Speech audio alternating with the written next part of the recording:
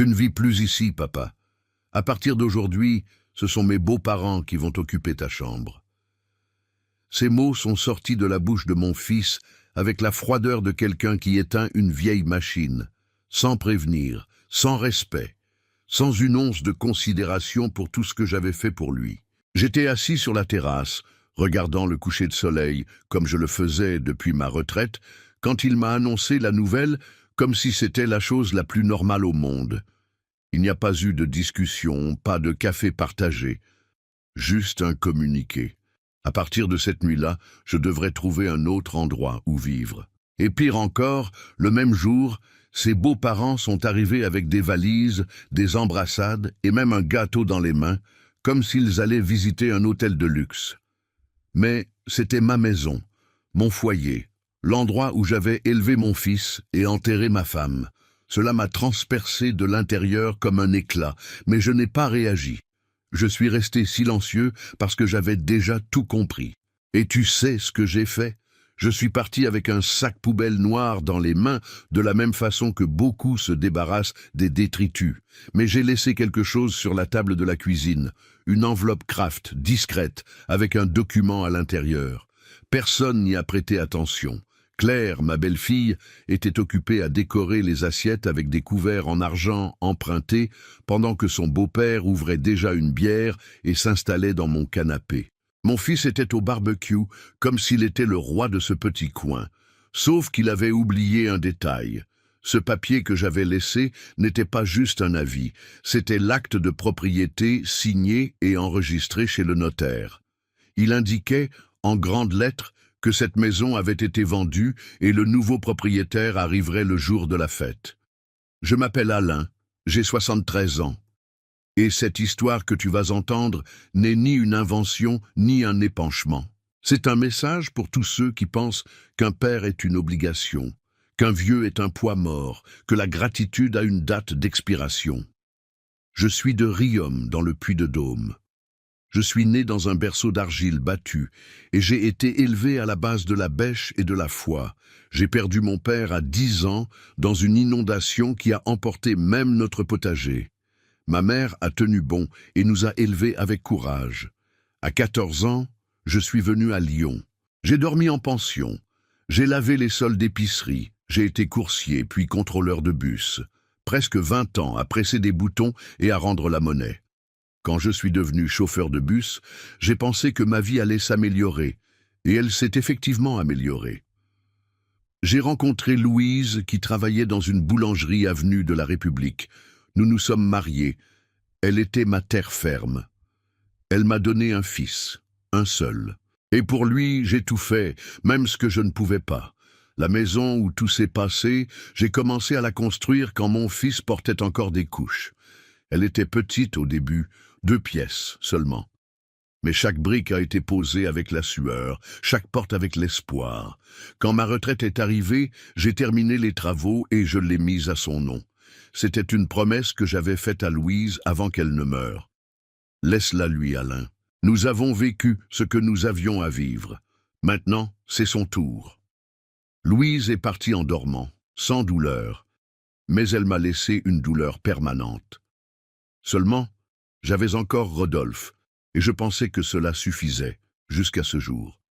Parce que quand un fils regarde son père et dit « Tu vas partir », ce qu'il dit vraiment c'est « Tu ne sers plus à rien ». Je n'ai jamais imaginé que j'entendrais cela dans ma propre maison.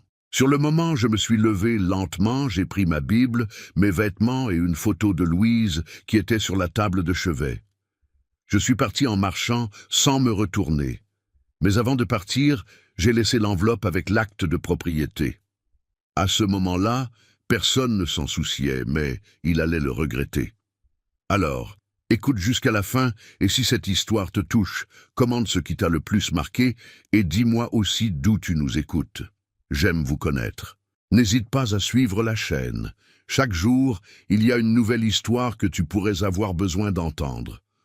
À l'hôtel où je me suis installé, un endroit simple près de la gare routière, je me suis assis sur le lit et j'ai respiré profondément.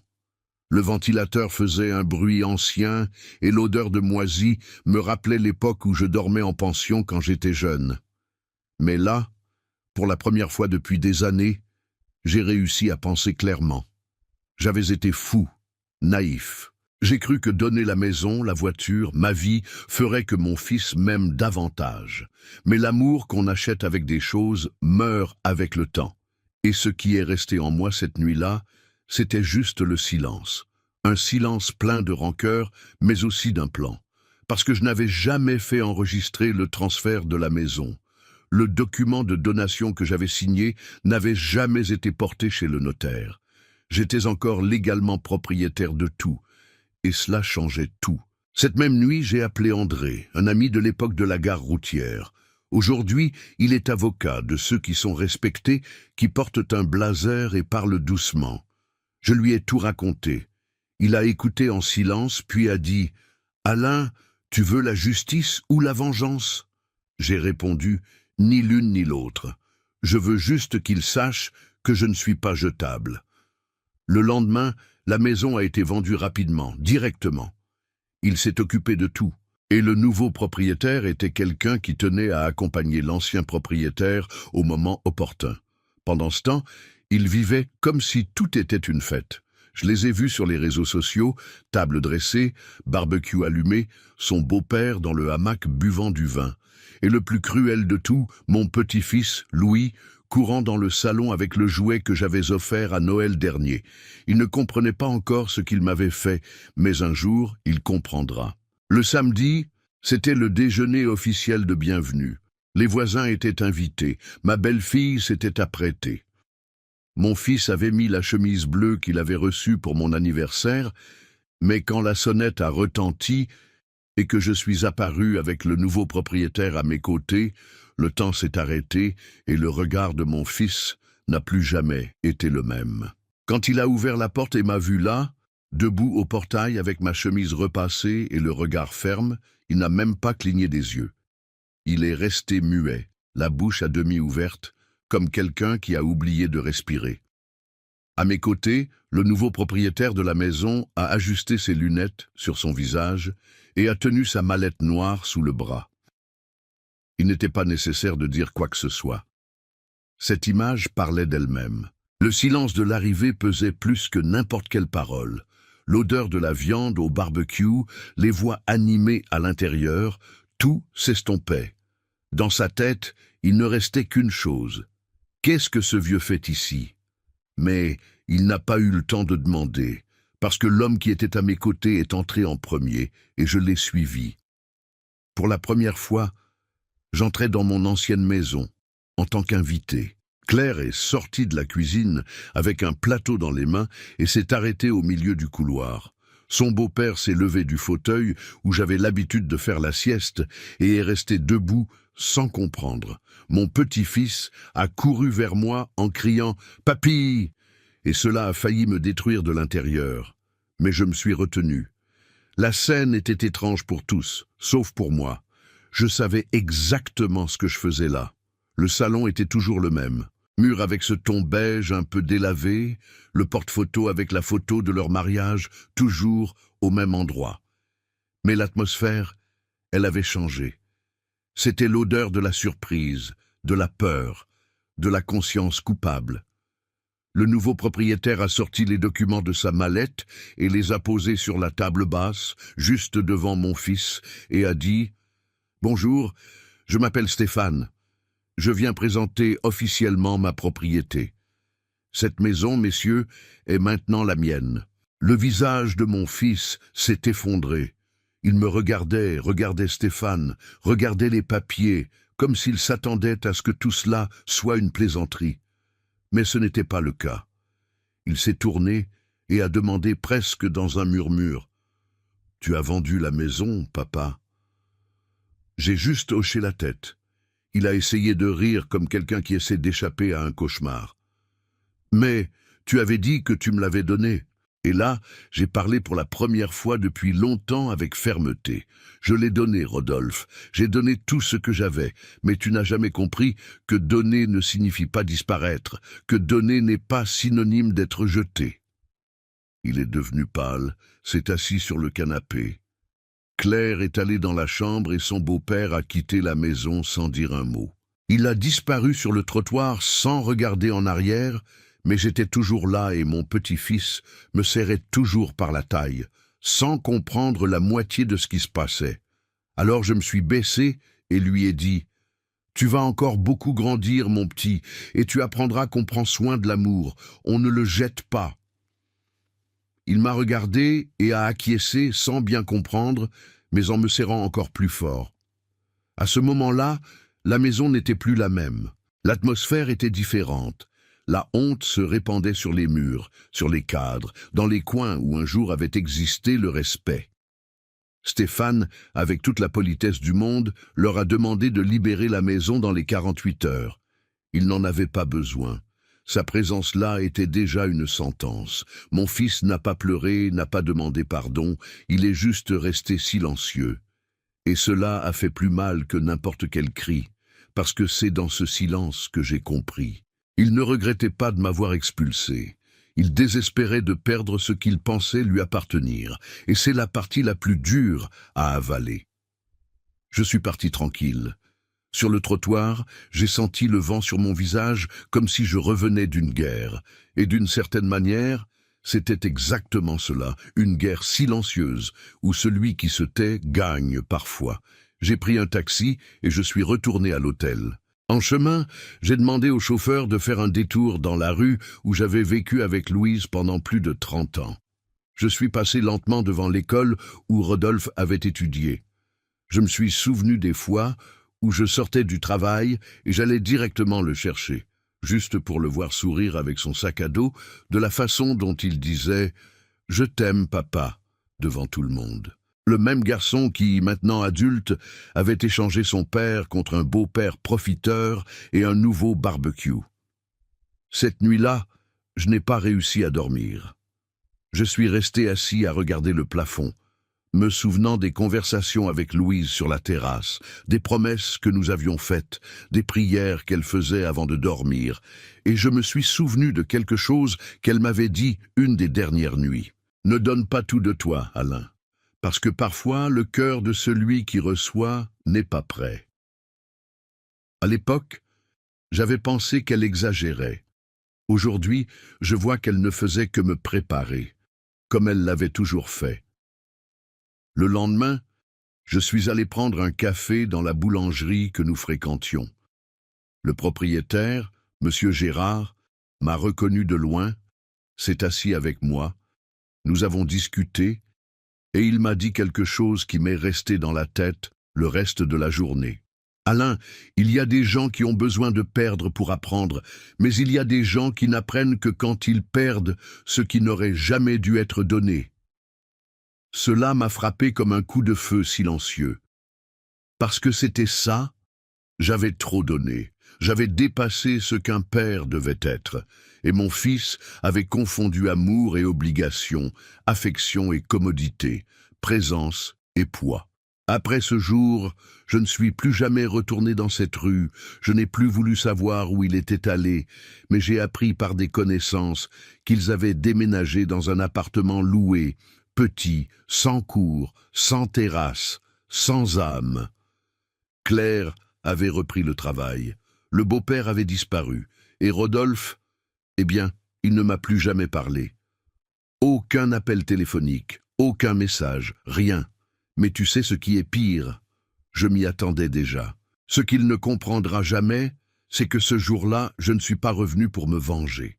Je suis revenu pour montrer que j'existe encore, qu'aucun père ne mérite d'être oublié tant qu'il respire encore, qu'une maison ne se mesure pas aux meubles, mais aux souvenirs, et les miens, il a essayé de les effacer, mais il n'y est pas arrivé. 3 jours plus tard, j'ai reçu un appel inattendu. C'était le gardien de l'immeuble où mon fils était allé vivre avec sa famille, un monsieur sympathique qui me connaissait de vue de l'époque où j'allais chercher mon petit-fils à l'école et où je passais parfois par là. Il m'a dit « Monsieur Alain, excusez-moi de m'en mêler, mais Rodolphe est passé ici avec une mine. Il est différent, trop silencieux. Et aujourd'hui, il a laissé tomber un papier avec votre nom, mais on aurait dit qu'il avait pleuré. Je pensais juste que vous devriez le savoir. » J'ai remercié, j'ai raccroché, et je suis resté avec cela qui martelait pendant des heures, parce que malgré tout, une partie de moi voulait encore croire qu'il existait une once de regret dans le cœur de mon fils. Mais le temps enseigne, et parfois il enseigne de la façon la plus dure possible, quand l'amour se transforme en absence. J'ai commencé à marcher dans les rues comme quelqu'un qui porte non seulement l'âge sur les épaules, mais aussi un deuil en vie. Le deuil d'être père de quelqu'un qui ne te voit plus comme un père. Je m'asseyais sur le banc du parc. J'observais les petits-enfants des autres courir avec leurs grands-parents et j'essayais de me souvenir de la dernière fois que Louis m'avait fait un vrai câlin. Ces câlins qui venaient de nulle part, sans raison. Parce que quand un enfant embrasse un grand-père, il ne demande rien en retour. C'est juste de l'amour pur. Il me manquait cela, mais plus encore. Il me manquait d'être rappelé, que quelqu'un appelle et demande « Ça va, papa? Tu as mangé aujourd'hui? Tu veux que je passe te voir ?» Rien, aucun message. Et c'est là que quelque chose de différent s'est passé. J'ai été invité à donner une conférence au centre de rencontre des aînés. Un jeune homme que je connaissais de l'arrêt de bus, maintenant psychologue, m'a vu assis sur le banc du parc et m'a dit que je devais y aller raconter mon histoire. Il a dit que beaucoup d'autres messieurs vivaient des choses similaires, que ma voix pouvait aider. Au début, j'ai hésité, parler de ma vie, montrer mes blessures, mais après j'ai pensé, peut-être que c'est la seule façon de transformer la douleur en guérison. Le jour de la conférence, je me suis assis face à une quarantaine de personnes. J'ai vu des yeux comme les miens, des épaules courbées par l'âge, oui, mais aussi par des déceptions qu'on ne peut pas toujours dire à voix haute. J'ai commencé à parler lentement. Je m'appelle Alain, j'ai 73 ans. J'ai été chauffeur de bus pendant plus de 35 ans. J'ai épousé Louise et j'ai eu un fils unique. Et j'ai été expulsé de la maison que j'ai construite pour lui. La salle s'est tue. Quelques dames ont baissé les yeux. Un monsieur a respiré profondément. J'ai tout raconté sans exagération, seulement ce qui s'est passé. Quand j'ai terminé, ils m'ont applaudi debout. Mais ce n'était pas un applaudissement de spectacle, c'était un applaudissement de ceux qui se reconnaissent, de ceux qui ressentent la même douleur. Et c'est là que j'ai compris que je n'étais pas seul, et que peut-être, juste peut-être, mon silence de tant d'années était devenu parole vivante à ce moment-là. Après la conférence, une dame s'est approchée. Madame Inès, 81 ans. Elle a dit « Mon fils a fait pareil, sauf que je n'ai pas eu le courage de partir. Je suis resté jusqu'à la fin, à entendre des affronts tous les jours. » Et elle a pleuré, et je l'ai serrée dans mes bras. Et dans cette étreinte, j'ai senti ce que mon fils avait cessé de donner depuis si longtemps. J'ai compris que beaucoup d'entre nous, les plus âgés, avons honte de dire que nous avons été rejetés, que nous cachons la douleur pour ne pas avoir honte, mais cela m'a fortifié.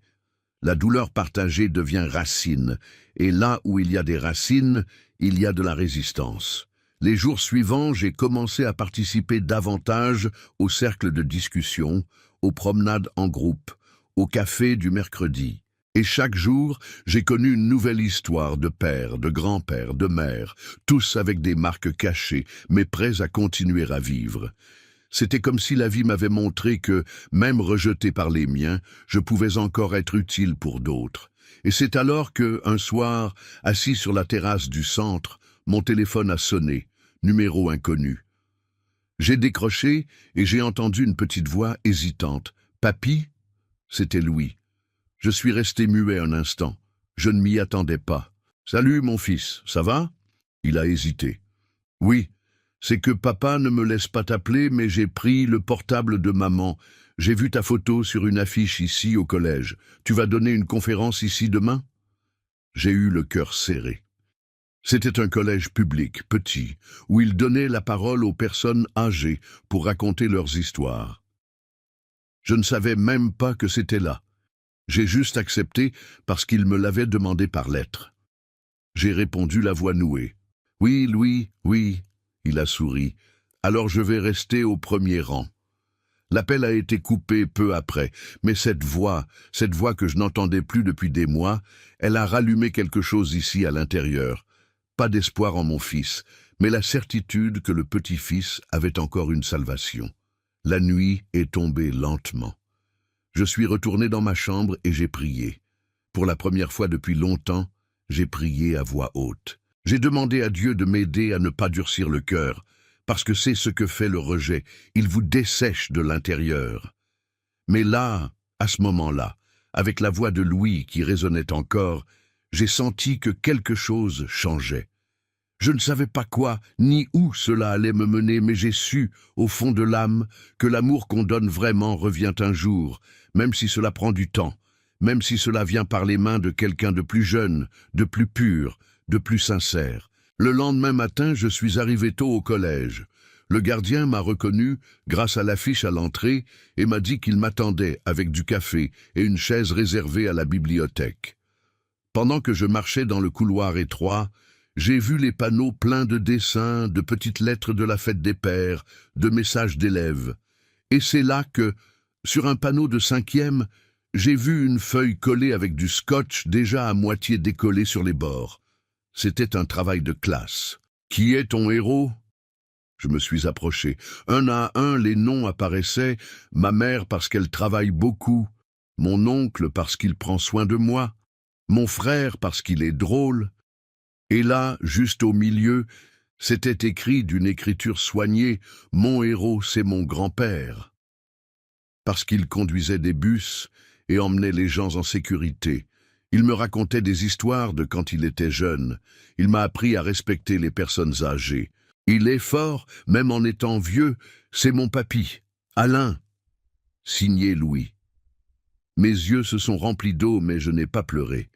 J'ai fermé les poings discrètement, comme quelqu'un qui retient un torrent dans la poitrine. Cette simple feuille me rendait quelque chose que je pensais avoir perdu.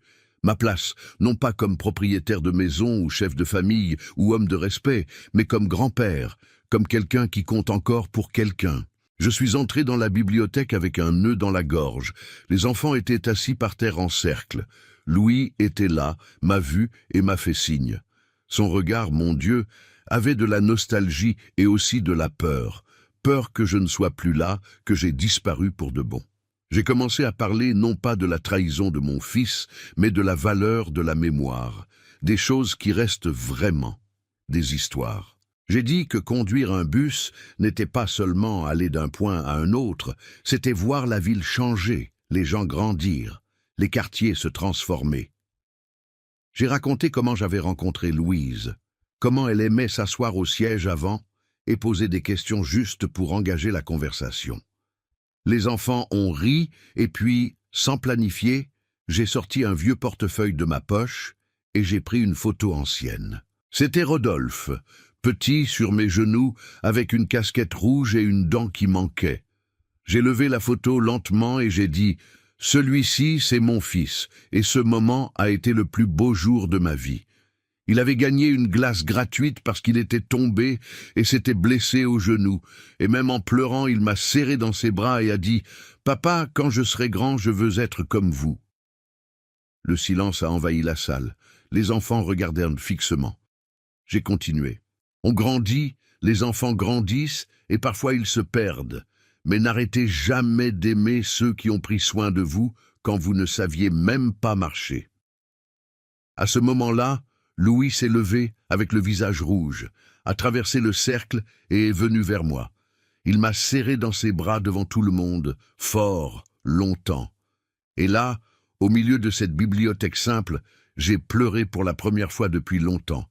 Et ce n'étaient pas des pleurs de douleur, c'était des retrouvailles. La directrice, une femme jeune et très humaine, m'a appelé après pour discuter. Elle a dit que Louis était triste ces dernières semaines, qu'il s'isolait et que quand il avait appris la conférence, ses yeux avaient brillé. Il ressent votre absence, monsieur Alain, et il sait que son père a mal agi. J'ai remercié, mais je n'ai pas voulu alimenter les rancunes.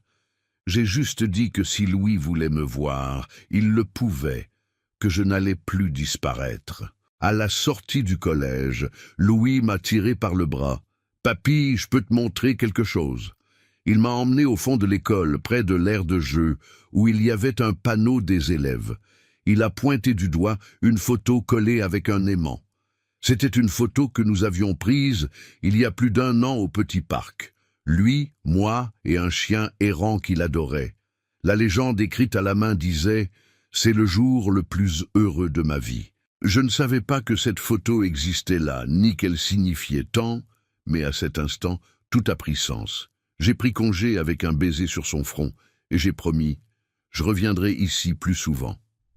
Il a souri. « Tu promets vraiment ?» J'ai répondu « Je promets, mais maintenant tu dois aussi promettre quelque chose.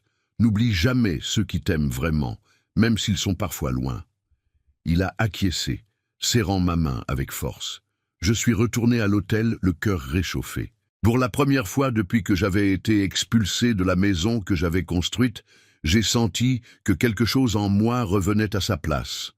Pas la confiance en mon fils, celle-là ne reviendra peut-être jamais, mais la certitude que même si on nous jette, l'amour véritable trouve un moyen de renaître. Même au milieu du béton froid du rejet, parfois une fleur pousse et elle porte le nom de petit-fils. Les jours suivants ont été silencieux, mais pas ce silence de rancune qui étouffe l'âme. C'était un silence différent, de paix, de recommencement. Pour la première fois depuis des mois, je me réveillais et je ne ressentais plus cette oppression dans la poitrine. Je me levais, je faisais mon café, je regardais par la fenêtre de l'hôtel et je pensais « Aujourd'hui, j'existe pour quelqu'un. Et ça, mon ami, ça vaut plus que n'importe quel héritage. » Depuis la visite au collège, Louis m'envoyait des messages en cachette. Parfois un « Bonjour papy », parfois un audio chuchoté dans les toilettes de l'école. « Tu me manques ». Je les écoutais et je restais là avec le téléphone contre le cœur, comme si ce petit geste me recousait de l'intérieur. Mais mon fils, lui, continuait à être muet. Aucun appel, aucun mot. Et bizarrement, je n'attendais plus. La douleur qu'il m'avait causée n'est pas de celles qui se résolvent avec un « excuse-moi », parce que ce n'était pas une erreur. C'était un choix. Il m'a regardé dans les yeux et a décidé que je ne servais plus. Et ça blesse dans un endroit qu'aucun mot n'atteint. Même ainsi, parfois je rêvais encore de lui petit, courant derrière moi dans le couloir de la maison, criant « Papa, attends-moi !» Et je me réveillais avec l'envie de revenir dans le temps juste pour 5 minutes, juste pour serrer ce petit garçon dans mes bras, avant qu'il ne devienne cet homme qui m'avait poussé dehors. Un après-midi, je suis allé visiter la maison qui appartenait maintenant à Stéphane. Il m'avait invité à prendre un café. Il voulait savoir comment j'allais, si j'avais besoin d'aide avec la documentation, l'assurance maladie, quoi que ce soit. C'était un homme généreux. Quand je suis arrivé, tout avait changé. Le mur du salon, qui était beige, avait maintenant un ton bleu clair. Le canapé était différent. Mais la plante de la terrasse, celle que j'avais plantée avec Louise, était toujours là, énorme, vivante, avec les feuilles brillantes au soleil. Je me suis approché, j'ai touché les feuilles, et j'ai presque entendu sa voix dire « Tu vois, on refleurit toujours ». Nous nous sommes assis sur la terrasse et nous avons parlé pendant des heures. J'ai parlé de Louise, des années de chauffeur, de la première petite voiture de Rodolphe. Stéphane a tout écouté avec patience. À la fin de la conversation, il a dit « Monsieur Alain, la maison est entre de bonnes mains, mais si un jour vous voulez revenir, elle est toujours vôtre, d'une façon que personne ne peut enlever. » Cela m'a ému parce qu'il ne parlait pas de possession, il parlait de racines. Et les racines, mon ami, personne ne les arrache avec un papier de notaire. En rentrant à l'hôtel, je me suis arrêté à un kiosque à journaux, j'ai pris une vieille revue avec des mots croisés et par impulsion, j'ai acheté une enveloppe. Le soir, j'ai écrit une lettre, pas à Rodolphe, mais à Louis. Une lettre courte, simple, avec des mots de grand-père. J'ai écrit ainsi « Si un jour tu grandis et tu m'oublies, ce n'est pas grave, parce que tant que tu te souviendras que l'amour ne se jette pas, j'aurai déjà rempli mon rôle. Tu es mon petit bout d'éternité. Prends bien soin de ton cœur. » À la fin, j'ai dessiné un petit bus avec 2 fenêtres et un sourire. C'était ce qu'il aimait le plus dessiner avec moi quand il était petit. 2 jours plus tard, j'ai reçu la réponse. Pas par lettre, mais par message. Louis m'a envoyé une photo de l'enveloppe avec un audio qui disait « Papy, maman a vu la lettre. Elle a pleuré, elle a dit qu'elle ressent ton absence aussi, et que papa la ressent aussi, mais qu'il a honte. Je suis resté immobile, regardant le téléphone, comme quelqu'un qui tient un morceau de verre trop fin pour le toucher. Je ne m'attendais pas à cela, je ne savais même pas si c'était vrai, mais rien que d'imaginer qu'au milieu de l'orgueil, il y avait quelqu'un là-bas qui ruminait sa conscience, cela me suffisait. J'ai décidé de ne pas répondre. Pas maintenant, parce qu'il y a des moments où le silence enseigne plus que n'importe quelle parole. Et peut-être, juste peut-être, mon fils commencerait à comprendre ce qu'il avait fait, justement parce qu'il n'entendait plus ma voix essayer de justifier sa douleur. J'avais déjà trop essayé. Je me suis courbé pendant des années, attendant un geste. Maintenant, il était temps de rester debout, de laisser la vie enseigner, parce que la vie enseigne, mon ami. Tôt ou tard, elle fait payer. Et quand elle fait payer, ça ne sert à rien de chercher celui qu'on a poussé au loin. Cette même semaine, j'ai été invité à participer à une émission de radio locale. Ils voulaient que je raconte mon histoire comme exemple de dépassement dans la vieillesse. J'ai accepté. Je me suis assis devant le micro et j'ai parlé le cœur ouvert. Je ne suis l'exemple de rien. Je ne suis qu'un père qui a été mis de côté, mais qui a trouvé dans un câlin de petit-fils une façon de rester debout. J'ai raconté la maison, l'expulsion, la vente, la surprise, et à la fin, j'ai demandé de passer une chanson que Louise aimait, Tocando Enfrente, d'Almir Sater. Quand la musique a commencé, j'ai fermé les yeux et j'ai respiré profondément, comme si elle était là assise à côté de moi, disant « Tu vois, Alain ? La douleur est passée, maintenant c'est l'heure de vivre. » Quand l'émission s'est terminée, j'ai reçu des dizaines de messages d'auditeurs, des gens disant qu'ils avaient pleuré, qu'ils se voyaient dans mon histoire, qu'ils avaient besoin d'entendre cela. Et c'est là que j'ai compris. Mon histoire, qui avait commencé par la douleur, se transformait en baume pour d'autres. Peut-être que c'était mon nouveau but, parler, raconter, guérir, non pas avec colère, mais avec vérité. Et même si mon fils ne dit jamais « Pardonne-moi », je continue, parce que le pardon qu'il ne m'a pas donné, je me le suis déjà donné. Cette nuit-là, après l'interview à la radio, j'ai dormi comme je n'avais pas dormi depuis longtemps. Le corps fatigué, oui, mais l'âme légère. Pour la première fois depuis des mois, je ne me suis pas réveillé au milieu de la nuit, avec le visage mouillé de souvenirs. J'ai dormi d'un trait, profondément, et j'ai rêvé. J'ai rêvé d'elle. Louise, ma femme, ma compagne de tous les instants, la femme qui m'avait appris à être père quand je ne savais qu'être travailleur. Dans le rêve, elle était assise sur la terrasse de notre ancienne maison, celle que j'avais construite de mes propres mains, où tout avait commencé et s'était terminé. Elle portait la robe bleue à petites fleurs, sa préférée, et souriait. Mais ce n'était pas un sourire de fête, c'était un sourire serein de quelqu'un qui savait déjà tout et voulait juste me voir en paix. « Il se fait tard, Alain, » a-t-elle dit. « Tu as déjà trop porté.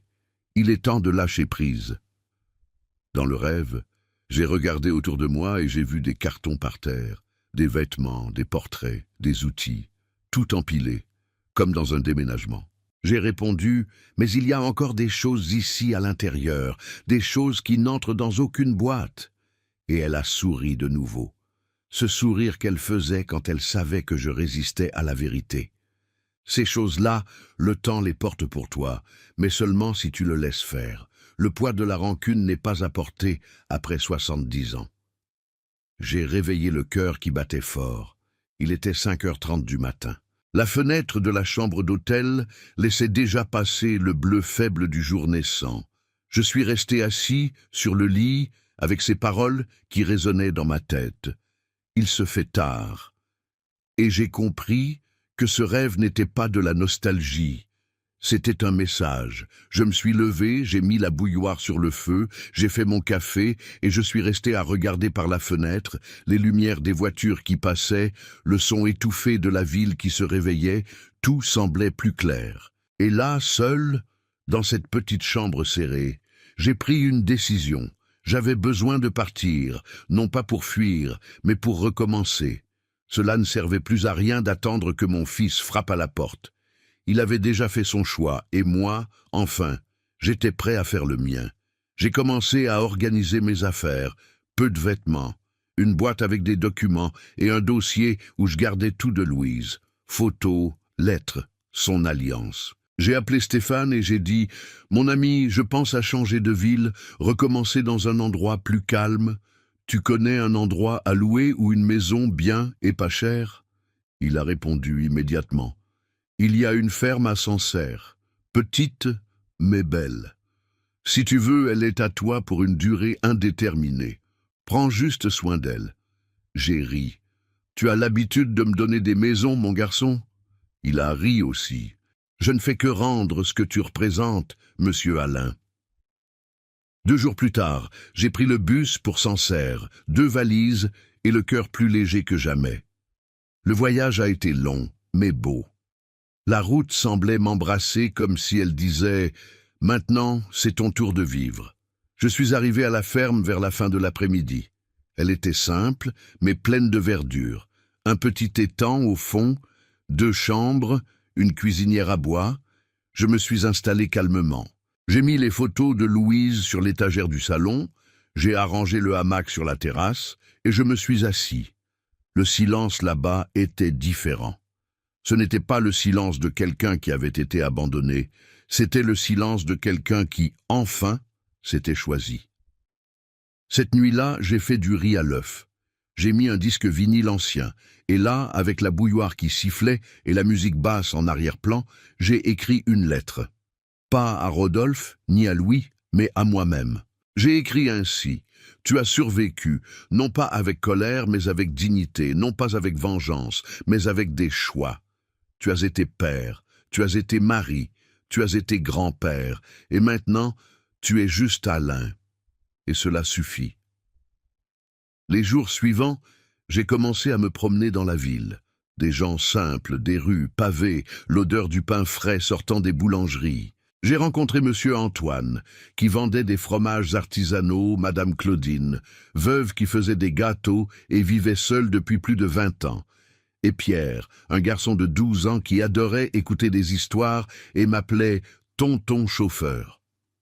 J'ai commencé à lui raconter mes histoires et sans m'en rendre compte, je me suis retrouvé à faire ce que j'avais toujours fait de mieux, partager. Parce que ce qui reste après que tout se termine, c'est ce qu'on donne aux autres. Louis m'envoyait encore des messages courts, cachés, un « tu me manques », un « je vais bien », un « papy, aujourd'hui j'ai joué au foot », et cela me soutenait. Je savais qu'il grandirait aussi, et peut-être qu'un jour il raconterait mon histoire ici ou là, non pas comme un drame, mais comme une leçon, parce que celui qui apprend tôt que l'amour ne se jette pas grandit différemment. Et quant à Rodolphe, il ne m'a plus jamais cherché. Et c'est bien, parce qu'il y a des enfants qu'on élève, et il y a des enfants que le temps rend. Tous ne reviennent pas, mais ceux qui restent vraiment valent une vie entière. Il y avait presque 2 mois que j'avais déménagé à la ferme de Sancerre, et chaque jour qui passait, c'était comme si l'âme respirait plus profondément. Le silence de la campagne a une étrange façon de guérir. Il ne crie pas, il murmure. Il enlève petit à petit la poussière des coins oubliés de l'âme. Il balaye les douleurs avec précaution, sans hâte. J'ai commencé à faire de la terrasse mon endroit préféré. Tous les matins, je m'y asseyais avec mon café passé dans la passoire en tissu, un cahier ouvert sur les genoux et la mémoire libre. J'écrivais des choses que je ne savais même pas être gardées, des phrases de Louise, des souvenirs d'enfance, des extraits de l'époque de chauffeur. Et là, sans savoir, je me reconstruisais, pièce par pièce, lentement. Les gens de la ville ont commencé à m'appeler Monsieur Alain de la Terrasse, un surnom idiot, mais qui me faisait sourire. Parce que quand quelqu'un vous appelle par un nouveau nom, c'est comme s'il vous donnait une nouvelle chance d'exister, d'être quelqu'un au-delà de la douleur qu'on vous a infligée. Pierre venait toujours après l'école, apporter son cahier, des questions et de la curiosité. Il m'appelait professeur d'histoire, et je racontais tout, depuis le jour où j'ai failli être renversé par une vache dans l'arrière-pays, jusqu'au jour où j'ai fait un mariage improvisé dans un bus en panne au milieu de l'avenue de la République. Il riait de bon cœur, posait plus de questions, enregistrait avec son téléphone. « Je vais monter une chaîne YouTube, vous savez, tonton. juste avec vos histoires. Je riais, mais je ne sais même pas m'y prendre avec ces trucs de YouTube. Et il disait, « Pas besoin, votre voix suffit déjà. » C'était un de ces jours tranquilles, avec le ciel dégagé et l'odeur d'herbe dans l'air, que j'ai reçu une lettre. Oui, une vraie lettre, de celles avec enveloppe cachetée, avec une calligraphie tremblante et le nom complet de l'expéditeur. C'était de Claire, mon ex-belle-fille. J'ai ouvert avec précaution, assis à l'ombre de l'arbre. Elle commençait ainsi, « Monsieur Alain, je sais que je n'ai peut-être pas le droit d'écrire, mais je devais dire que vous nous manquez. » J'ai continué à lire. Elle parlait du fait que Rodolphe était silencieux, que depuis la vente de la maison, il n'était plus le même, que le petit-fils parlait de moi tous les jours et que quelques jours plus tôt, il avait écouté en cachette l'interview à la radio. Il a beaucoup pleuré, mais il n'a pas eu le courage de vous parler. Il ne s'est pas demandé pardon, monsieur Alain, mais je sais qu'il porte cela sur le cœur. Et à la fin de la lettre, elle écrivait « Louis va avoir son anniversaire et il n'a demandé qu'une chose, que vous soyez là. » Je suis resté silencieux un moment. Le bruit des oiseaux continuait, comme si le monde suivait son cours, sans savoir qu'à cet instant mon cœur balançait. J'ai fermé les yeux et j'ai pensé « Et maintenant, Louise ?» Parce qu'une partie de moi voulait y aller. Mais une autre partie, blessée, vieille, endurcie, ne voulait pas se remettre où elle n'était pas désirée. Mais alors, je me suis souvenu du rêve, de cet avertissement qu'elle m'avait donné. Il se fait tard, et j'ai compris que c'était peut-être la dernière chance de fermer une blessure sans avoir besoin de la rouvrir. 2 jours plus tard, j'ai mis ma meilleure chemise, celle bleue que Louise disait qui me donnait un air de jeune homme. J'ai pris le bus tôt, les mains moites, et je suis descendu 2 pâtés de maison avant le collège où allait avoir lieu la petite fête de Louis. Je suis arrivé au portail. Je n'étais pas sûr si je devais entrer, mais alors j'ai entendu un cri. « Papy !» C'était lui qui courait dans la cour, avec un haut de forme sur la tête et un sourire plus grand que le monde. Il m'a serré dans ses bras comme si je n'étais jamais parti. Et dans cette étreinte, je revenais. Claire est venue me saluer, m'a fait un bisou sur la joue et a dit tout bas « Merci d'être venu ». Rodolphe était appuyé contre le mur, la main dans la poche et les yeux au sol. Quand il m'a vu, il a levé le regard. Il n'est pas venu vers moi, mais n'a pas tourné le dos. Il est resté là, il a regardé. Il m'a entendu raconter des blagues au petit-fils. Il m'a vu donner le cadeau. Il m'a vu sourire de nouveau. Et je sais que cela lui a fait plus mal que n'importe quel reproche. Parce que l'amour, quand il est vrai, quand il est gratuit, il pèse sur celui qui ne sait plus comment gérer la pureté. Je n'ai pas réclamé d'excuses, ni d'éloges, ni d'étreintes, parce que celui qui apprend à rester debout ne m'en dit plus d'invitation à s'asseoir à table. J'y suis allé parce que Louis en avait besoin, parce que cet enfant avait encore la capacité de voir le grand-père avant le conflit, avant l'orgueil, avant la dispute d'espace. À l'heure de partir, il m'a attrapé par la taille. « Tu vas revenir, hein, papy ?» J'ai souri. Je ne suis jamais vraiment parti, mon fils. Je donnais juste un temps pour qu'on ressente la nostalgie. Je suis retourné à la ferme à la tombée du jour. Le ciel avait des tons orangés qui faisaient croire que le monde a encore de la beauté, même quand on a déjà perdu la foi dans les gens. Je me suis assis dans le hamac, j'ai fermé les yeux et j'ai entendu le son du vent dans les arbres. C'était comme si la vie me disait tout bas, « Tu vois, ce qui est à toi ? Personne ne l'efface, personne ne le prend, ça dort juste un moment. Mais si c'est authentique, un jour, ça se réveille. » C'était un samedi de ciel dégagé, de ceux qui se lèvent lentement, sans hâte, comme si le temps avait pitié des cœurs fatigués.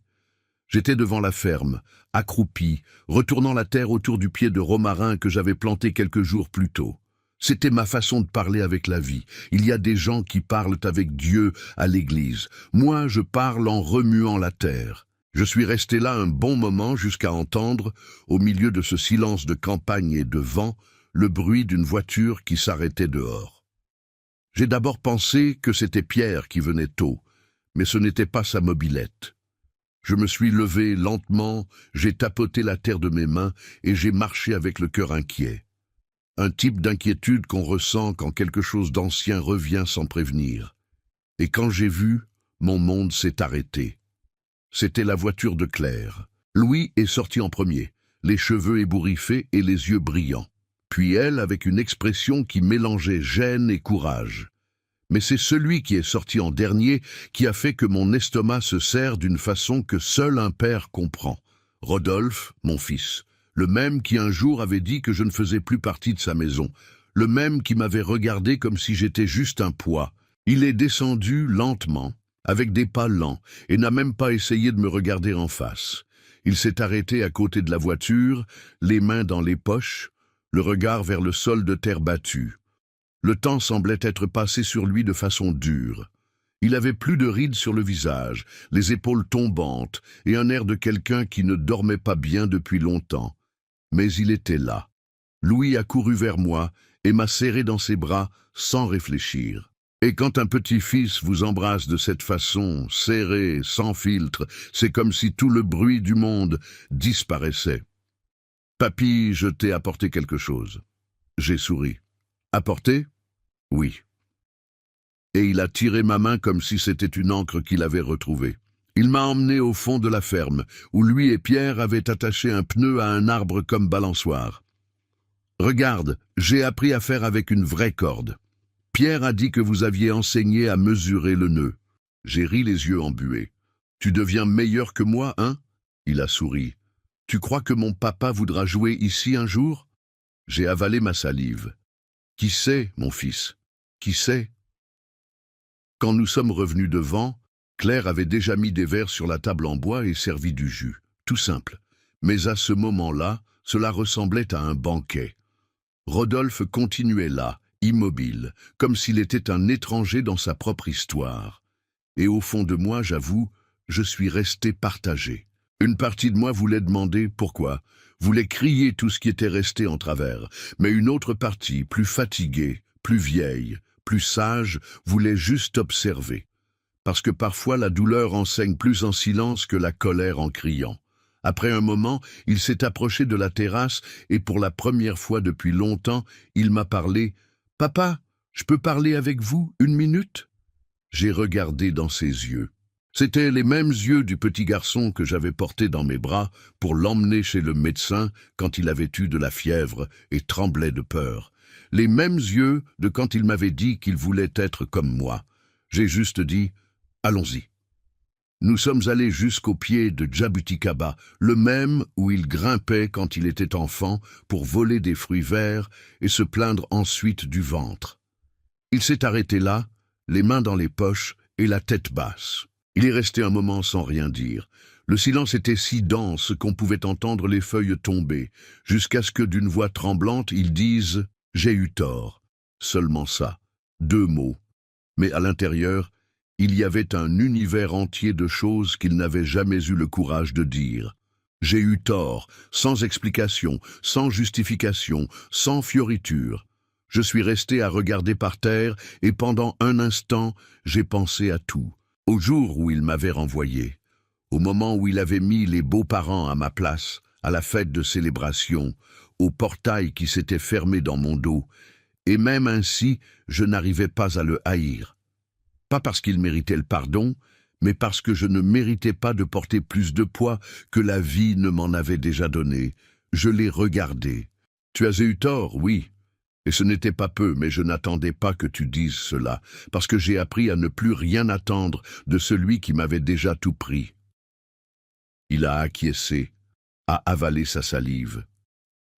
Je pensais que c'était juste un vieux têtu. Je pensais que je faisais le bon choix pour ma famille, mais je me suis retrouvé seul, papa. Et là, j'ai compris que vous n'étiez pas le poids. Vous étiez ce qui m'équilibrait. Il a commencé à pleurer. Il a pleuré comme quelqu'un qui se dissout de l'intérieur, avec les genoux un peu tremblants et la honte qui coulait par les yeux. Moi, je n'ai pas pleuré. Pas à ce moment-là, parce que quelqu'un devait rester ferme. J'ai tenu son épaule. « Rodolphe, je n'ai jamais eu besoin d'une demande de pardon. J'avais juste besoin que tu te souviennes qui je suis. Je suis ton père, et un père ne s'efface pas. » Nous sommes revenus lentement. Claire essuyait discrètement ses yeux. Louis continuait à dessiner. Quand nous nous sommes assis, il m'a donné un papier, un dessin fait avec des crayons de couleur. C'était moi, lui, et un bus bleu avec l'inscription « Route de la nostalgie ». J'ai regardé cela avec un nœud dans la gorge. Il m'a regardé et a dit « C'est notre prochain voyage, papy ». Et j'ai répondu « Oui, mon fils, et cette fois, c'est toi qui conduis ». À l'heure de partir, Rodolphe s'est approché, a tendu la main. J'ai serré fermement et pendant une seconde, il a hésité comme s'il voulait me serrer dans ses bras, mais ne savait plus comment. Je n'ai pas forcé, parce que la réconciliation vraie ne se répète pas. Elle vient quand elle peut. Et ce jour-là, c'était suffisant. Je suis retourné à ma chaise en paille, sur la terrasse, avec le soleil qui se couchait lentement à l'horizon. Le papier de Louis dans la poche de ma chemise, l'odeur du jus encore dans l'air et une brise qui semblait ramener tout ce que la douleur avait essayé de voler. Je suis resté là en silence, pensant à ce que ma Louise dirait si elle voyait cette scène. Peut-être qu'elle dirait « Ça a pris du temps, Alain, mais c'est revenu ». Et je répondrais, en regardant le ciel « Oui, ma vieille, d'une façon tordue, mais c'est revenu ». La semaine suivante, le silence qui a toujours fait partie de ma routine ici à la ferme a pris un autre ton. Ce n'était plus ce silence d'abandon, de vide, d'écho, de souvenirs douloureux. C'était un silence léger de quelqu'un qui commence à s'habituer à la paix.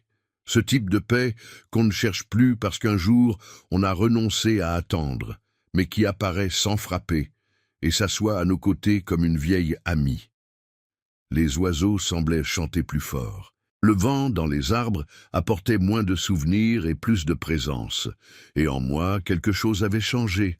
Pas parce que mon fils avait demandé pardon, pas parce que tout s'était résolu, mais parce que finalement j'avais choisi de continuer. Et cela change tout. À la fin d'un après-midi de mercredi, j'ai reçu un appel qui m'a surpris. C'était du notaire de la ville. La demoiselle, d'une voix gentille, a dit qu'il y avait un document à mon nom, en attente de retrait venant d'un cabinet d'avocats de Lyon. J'ai remercié, j'ai raccroché et j'ai marché jusqu'à là-bas. Le lendemain, quand je suis arrivé et que j'ai signé la réception, j'ai vu le nom de l'expéditeur, Rodolphe Amaral, mon fils. À l'intérieur de l'enveloppe, il y avait un acte de propriété et une lettre écrite à la main. Elle commençait par « Papa, je ne sais pas si je mérite que vous lisiez ceci jusqu'à la fin, mais j'ai quand même besoin d'écrire. » Je me suis assis sur le banc du parc avec l'ombre d'un arbre qui me protégeait du soleil du matin, et j'ai lu lentement. Dans la lettre, il disait que ces derniers temps, il avait tout revu, qu'il se réveillait la nuit en se souvenant de ma voix qui l'appelait pour le dîner, de Louise qui mettait trop de sucre dans le café, du jour où nous avions gagné ensemble une télévision à une tombola de l'église. Il disait que depuis la visite à la ferme, quelque chose en lui s'effondrait et que ce n'était pas mal, c'était nécessaire. Il écrivait « Je ne sais pas si un jour je réussirai à être la moitié de l'homme que vous êtes, mais j'ai découvert qu'il est encore temps d'essayer, et c'est pourquoi j'ai fait ce que j'aurais dû faire depuis des années. La nouvelle maison que nous construisons, je veux que vous soyez propriétaire d'une partie. Légalement, aussi symbolique que cela puisse paraître, je veux que vous sachiez que maintenant il y a de l'espace pour votre présence. Pas seulement dans le cœur, mais dans les murs que nous allons ériger. » J'ai fermé les yeux. J'ai respiré profondément. Je suis resté de longues minutes sans bouger. Ce n'était pas juste du papier, c'était un geste. Et le geste vaut parfois plus qu'une étreinte, plus qu'un mot. C'était comme s'il comprenait enfin que ce que je voulais n'avait jamais été un titre de propriété. Je voulais juste avoir où laisser ma mémoire. Un petit coin où mon existence ne soit pas dérangeante, où ma présence ne soit pas regardée avec impatience. Je suis retourné à la ferme, en marchant lentement. Le soleil tapait déjà plus fort, mais en moi, tout était en équilibre. En arrivant, j'ai vu Louis qui m'attendait au portail, avec un sac à dos et une casquette de travers et un sourire ouvert. « Je suis venu passer le week-end, je peux ?» J'ai ri. Tu peux et il est tard. Allons mettre de l'eau à bouillir qu'aujourd'hui il y a du pain au fromage. Il a lâché le sac à dos sur la chaise, a couru au fond de la maison et quelques minutes plus tard est revenu avec 2 œufs dans la main. J'ai trouvé dans le poulailler, comme si c'était un trésor. Et d'une certaine façon, c'était, parce que là, dans la simplicité de ce geste, je voyais ce qui semblait perdu depuis des mois. La continuité. Le samedi soir, nous étions assis sur la terrasse, lui la tête appuyée sur mon épaule, regardant les étoiles. « Papy, quand je grandirai, je veux habiter près de vous. » J'ai souri sans répondre. J'ai laissé le silence parler pour moi, parce que certaines promesses n'ont pas besoin de confirmation. Il suffit qu'elles soient dites avec vérité. Le dimanche, avant de partir, il m'a donné un autre dessin. Maintenant, c'était une maison à 2 étages. Sur la porte, écrit « Famille Amaral ». À côté, 3 petits bonshommes qui se tiennent la main, l'un d'eux avec une canne.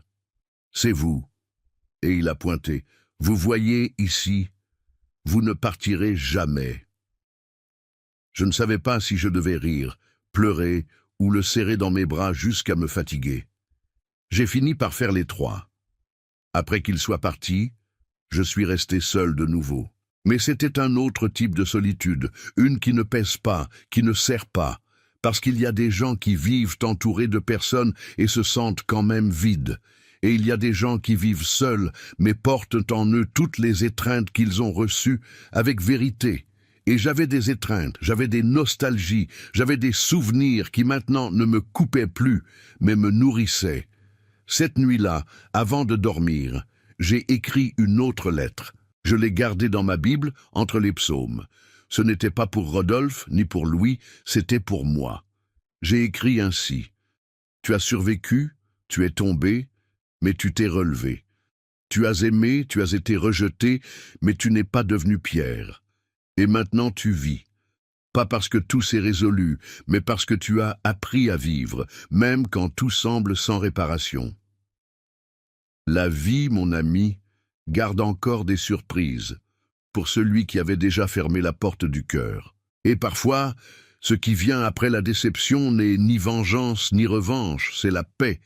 Et cette paix, personne ne l'enlève. Aujourd'hui, c'est lundi. Je me suis réveillé avant le lever du soleil, comme quelqu'un qui porte dans la poitrine un réveil qui ne dépend plus d'horloge. Le corps n'obéit plus comme avant, mais l'âme se réveille encore tôt pour parler avec Dieu. Je suis allé à la cuisine lentement, j'ai mis la bouilloire sur le feu, j'ai moulu le café calmement, et pendant que l'eau chauffait, je suis resté à regarder la brume qui couvrait les collines là-bas. La vapeur de la bouilloire mélangée au silence du matin semblait un souffle venant de l'intérieur de ma Louise, comme si elle disait une fois de plus « Tu vois, Alain, tu es resté debout, tu n'es pas devenu pierre. » Et c'est vrai, je suis resté debout. Depuis ce jour où mon fils est apparu ici, silencieux, avec le corps plié par le repentir et les yeux portant le poids de ce qu'il n'arrivait pas à dire, beaucoup de choses ont changé en moi, principalement. Ce n'est pas que les blessures aient disparu, elles n'ont pas disparu, mais maintenant elles ne font plus mal tout le temps.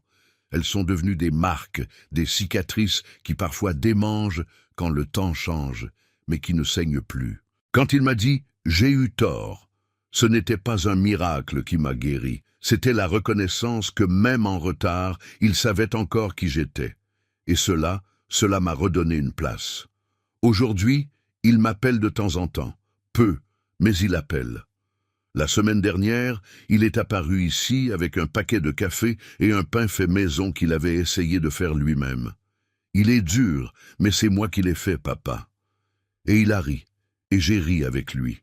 Parce que quand un fils revient lentement, on ne presse pas, on s'assoit juste à côté et on le laisse réapprendre à rester. Louis continue à être mon soleil. Il appelle, dessine, me raconte ses rêves, parle de football, d'école, de comment il veut ouvrir une chaîne juste avec mes histoires. Et je le laisse faire, parce que j'ai compris qu'à la fin, c'est peut-être ça qu'on laisse au monde. Nos histoires racontées avec vérité par quelqu'un qui a écouté de près. Ces jours-ci, il m'a demandé si j'avais déjà peur de la mort. J'ai regardé dans ses yeux et j'ai dit « Non, mon fils, j'ai seulement peur d'être oublié, parce que ce qui vieillit en nous de l'intérieur, ce ne sont pas les rides, c'est le silence qui vient après l'absence. C'est regarder dans la maison et ne voir plus personne appeler papa. Mais maintenant, même si mon nom n'est plus accroché à aucune porte d'entrée, même si la maison de la ville a une autre famille, une autre cour, une autre odeur, je sais que dans un cahier de Louis, dans la mémoire de Claire, dans l'ombre des pas de Rodolphe, mon nom est encore là, non pas comme un fardeau, mais comme une racine. Il y a peu de temps, j'ai reçu un message de Rodolphe qui m'a laissé immobile, regardant l'écran du téléphone pendant de longues minutes. Il disait ainsi « Papa, l'autre jour je suis passé par un arrêt de bus. J'ai vu un monsieur qui aidait un homme en fauteuil roulant à monter. Sur le moment, je me suis souvenu de vous. J'étais petit, mais je me souviens des histoires de maman sur la façon dont vous traitiez les gens dans ce bus. Sur le moment, j'ai eu envie de vous serrer dans mes bras. Je ne l'ai pas fait, mais j'ai senti et je voulais que vous le sachiez. Moi, je suis resté là avec le téléphone dans les mains, relisant encore et encore. Ce fils qui un jour m'avait expulsé se souvenait de moi pour la première fois avec tendresse, et cela seul me suffisait. L'autre jour, en fouillant dans mes affaires, j'ai trouvé une boîte à chaussures où j'avais gardé la première carte de travail, l'alliance de Louise, le premier dessin de Louis et une lettre écrite à la main par moi-même. Juste après être sorti de cette maison avec mes vêtements dans un sac poubelle, la lettre disait « Si un jour tu oublies qui tu es, relis ceci. Tu es plus que ce que les yeux de ton fils peuvent voir maintenant. » J'ai lu cela les yeux embués. Mais cette fois, je n'ai pas pleuré, parce que j'ai compris que cet homme qui avait écrit cela au sommet du rejet avait survécu. Aujourd'hui, ici, assis sur ma chaise en bois sur la terrasse, avec le son des feuilles qui dansent dans le vent et l'odeur du café qui refroidit petit à petit, je pense à ceux qui n'ont pas eu la même chance, qui sont morts en attendant une étreinte, une demande de pardon, une reconnaissance. Et mon cœur se serre pour eux, pour ces pères et mères qui ont été jetés dans des maisons de retraite, oubliés, appelés poids, traités comme un retard. J'ai failli être l'un d'eux, mais quelque chose ou quelqu'un a décidé que mon histoire allait continuer d'une autre façon. Et si tu écoutes jusqu'ici, si tu es arrivé avec moi à ce chapitre final, je te remercie, parce que peut-être tu portes aussi le poids d'un silence, d'un rejet, d'une absence que personne ne voit. Mais je veux te dire, ta valeur ne dépend pas du souvenir des autres. Ta valeur est déjà imprimée dans tout ce que tu as donné, dans ce que tu as aimé, dans ce que tu as supporté en silence. Tu n'as pas besoin d'un trophée, tu as juste besoin d'un espace pour exister. Même si c'est dans un petit coin comme cette terrasse ici, avec un cahier sur les genoux et le son des oiseaux qui disent « Tu comptes encore ». Si un jour mon nom est effacé de la porte, du document, du compte en banque, qu'au moins reste le souvenir de qui j'étais, que quand quelqu'un parlera d'Alain, il se souvienne que ce nom a déjà porté une famille, a déjà pleuré en cachette, a déjà été trahi, mais n'a jamais cessé d'aimer. Parce qu'être père, c'est ça, ce n'est pas être parfait, c'est continuer même quand personne ne regarde. Et si cette histoire a touché ton cœur, commente, dis-moi d'où tu nous écoutes et partage avec quelqu'un, avec un enfant, avec un petit enfant, avec un père qui s'est éloigné. Parfois, une histoire comme celle-ci peut guérir une distance que même le temps n'a pas réussi à résoudre. Et si tu connais quelqu'un qui a été mis de côté, qui vit aujourd'hui avec la poitrine lourde, envoie cette vidéo. Parfois, ce dont on a besoin n'est pas de la justice, c'est de la reconnexion. Et parfois, elle vient quand on s'y attend le moins. Merci de m'avoir écouté jusqu'ici. Et souviens-toi d'une chose, l'amour véritable peut se taire, mais il ne s'efface jamais. N'oublie pas de liker cette vidéo si elle t'a touché, de t'abonner à la chaîne pour plus d'histoires comme celle-ci, et de commenter en nous disant d'où tu nous écoutes. Chaque commentaire nous aide à comprendre que ces histoires touchent des cœurs dans le monde entier.